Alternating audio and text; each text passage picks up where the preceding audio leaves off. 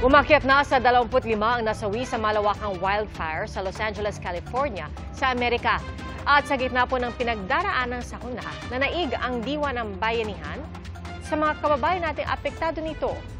Ating saksihan. Please, God, save us. Save our house.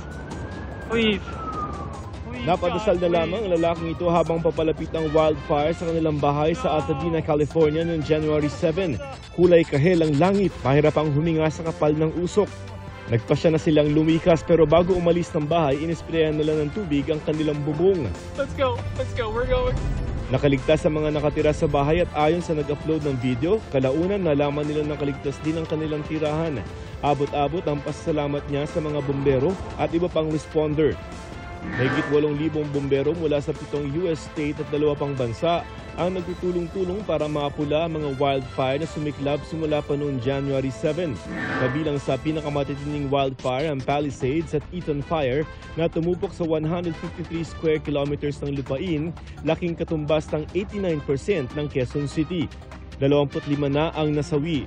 Ang mga lugar na sinalanta ng wildfire sinusuyod ng mga otoridad kasama ang mga sniffer dog para matukoy kung may iba pang natrap at namatay. Sa sikat na beachfront ng coastal city ng Malibu, kita ang pagkawasak ng mararangyang bahay at iba pang establishmento. Ang ilang komunidad na hindi pa inaabot ng wildfire na kulay pink dahil sa ibinuhos doong fire retardant para mapabagal ang pagkalat ng apoy. Sa gitna ng sakuna, buhay ang diwa ng bayanihan. Kabilang sa nangunguna sa pagtulong ang ilang miyembro ng Filipino community. Gaya ni Madeline Arenas na tumutulong na sa evacuation center noong unang araw pa lamang ng sunog. Malaking bagay raw ang social media para makalikom ng pagkain at gamit para sa mga nasunugan. Sa ngayon, naghahanap sila ng murang silid at apartment para matuluyan ng mga biktima. Ultimong toothbrush nila, wala silang dala or anything.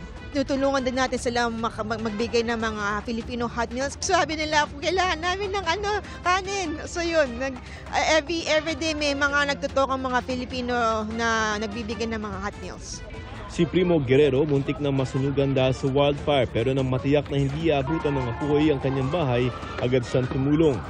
Si Moses Jose inalok ng serbisyo ng kanyang kumpanya para maghatid ng supply sa evacuation center. Us Filipinos, it's instilled to us to always help each other. It's in our blood, Filipino blood.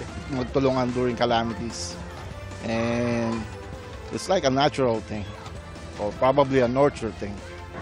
2 simbahan din na pinamumunuan ng mga Pilipinong pari ang nagbukas para sa evacuees. Para sa GMA Integrated News, Joseph Morong, ang inyong saksi. Mga kapuso, maging una sa saksi. Mag-subscribe sa GMA Integrated News sa YouTube para sa iba't ibang balita.